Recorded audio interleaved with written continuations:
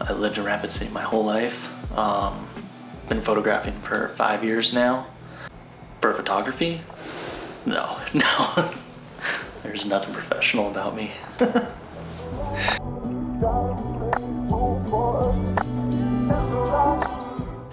I didn't really have a reason to get into photography, I guess.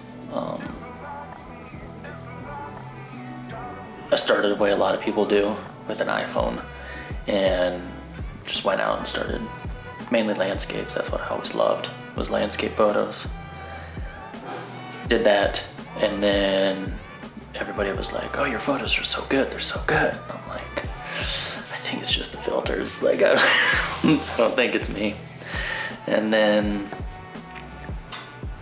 it was probably, I mean, it was a few years, 5-ish, after just doing that with my iPhone. And I didn't really do a lot of sharing, but people kept telling me to get a camera. So finally I robbed the old 401k bank and took out a loan and got my first camera.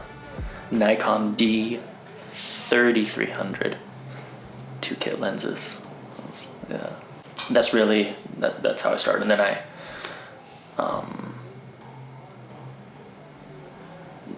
I started doing more landscape, and I had a friend get in touch with me, and he was like, "You do family photos?" And I was, "No, not really." He said that he'd give me $100 to take pictures of his family, and so I was like, sold. Just steamrolled and snowballed after that.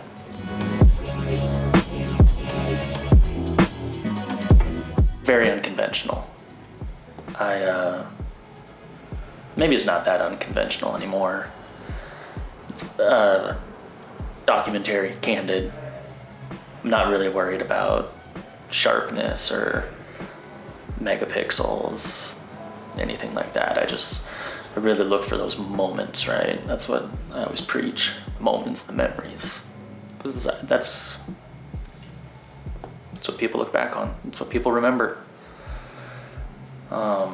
So yeah, I'm a very candid documentary photographer. Black and white's my favorite, but I learned also very early on that not everybody has the same appreciation for black and white as I do. So I had to start adjusting. Start seeing more in color. I think I see everything in black and white. Even when I'm shooting, like on the color profiles on the camera, I'll put it on black and white, and that's how I'll take all my photos. I can just see like the shadows and the highlights, whites and blacks easier that way.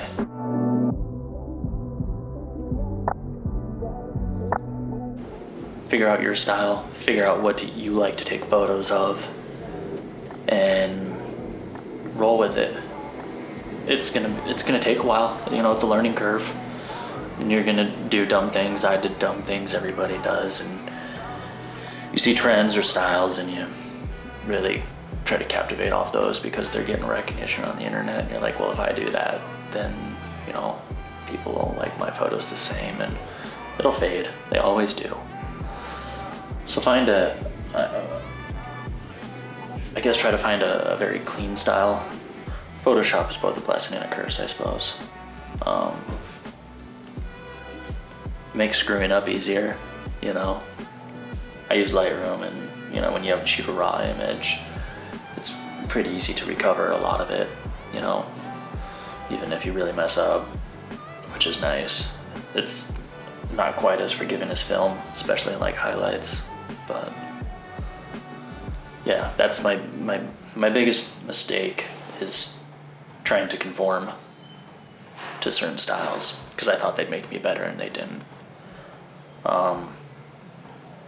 So yeah, figure out your style, figure out what you like, whether it's, what colors you like, what you like to shoot, whatever it is, just figure you out first, and then the rest will fall in place. It's pretty simple, and then just stick to it. There'll be people that'll tell you not to do it, or, take the good criticism and use it, and then just brush off the rest, because there's always going to be people that don't like what you do. It's just the way of the world.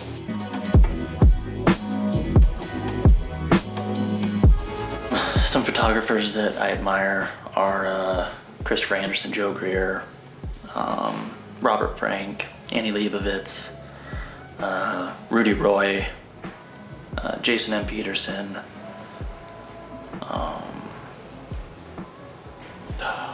Fred Herzog, Phil Penman, just to name a few. I got a lot of people that I follow on Instagram where I have their books, and I think learning from people before you is very beneficial, and you can see what they did and how they did it and see how maybe their photos became timeless and why. And then when you start diving into the books, you can look at how you might want to put a book together, and you can look at layouts and spreads and this and that. And it's just getting a collection of books and looking at people's work, I think, is very valuable as a photographer. And it goes back to what we were talking about with finding your style, because you could see a style that you like and then you don't necessarily have to copy that, but you can feed off it and make it your own. I read this book once and it was called Good Artists Copy and Great Artists Steal, and I always love that, not necessarily stealing their work, but maybe stealing a piece of their work, like a way they did something, but then taking that and applying it to your own.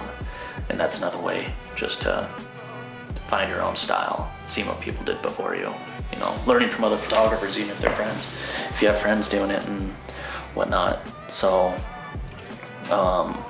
yeah, and then working together with people too is a great way to even try to develop your style more, because you see the way one person does something and then the way you do something, and maybe you can find something in there, so collaborating on projects is very beneficial too. But I've gone so far off the topic of who's my favorite photographers.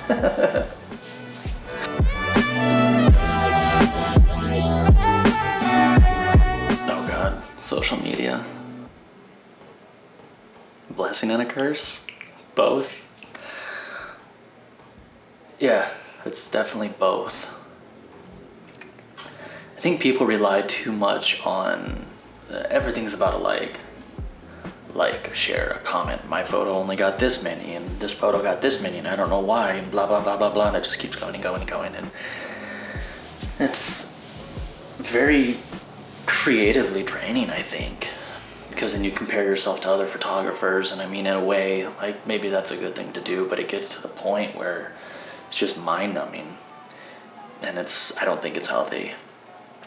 And now that I say that, I still try to care about those likes. I just don't care as much. One thing, I can't remember if I read it or I saw in an interview or something, but they were talking about likes, and so you put a photo out and 75 people on Instagram like it. Okay, now you take that 75 people, and if you put your photo in a room and there's 75 people looking at it, tell me you're not probably gonna shit your pants. Yeah, you probably would. I know I probably would. 75 people, you know how many 75 people is? It's a lot.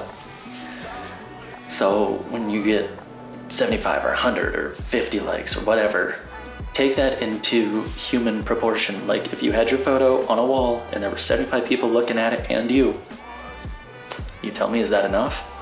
It's more than enough, probably. So yeah, and it's blessing and a curse, because you're able to get your work out there to a whole new audiences that you weren't able to in the past. Being a photographer back in the day was very difficult to become something. Now anybody can become anything they want. Not just photography, artists and painters, create, whatever it is, whatever you're doing. The internet has made it so that, one viral hit and you probably have a career. But yeah, I think one day it'll all go away probably. Something new will come, Instagram will fade and there'll be a new platform. But for now, we'll just keep on keeping on. But yeah, don't worry about how many likes a photo gets, or don't beat yourself up it doesn't get enough.